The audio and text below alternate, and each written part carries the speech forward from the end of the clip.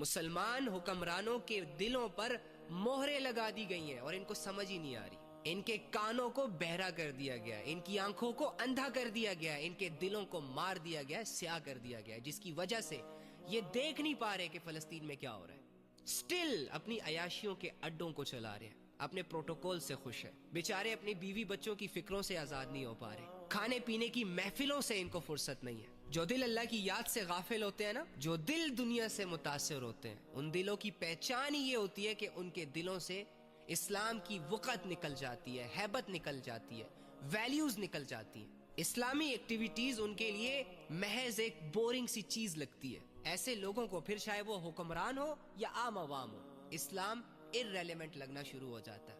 और जब आपको कोई चीज इररेलेवेंट लगती है ना, तो आपका ना ध्यान उसकी तरफ जाता है, ना ही तो आप उसके लिए कोई एक्शन परफॉर्म करते हो, उसे वैसे ही छोड़ देते हो। ओके फाइन, इस्लाम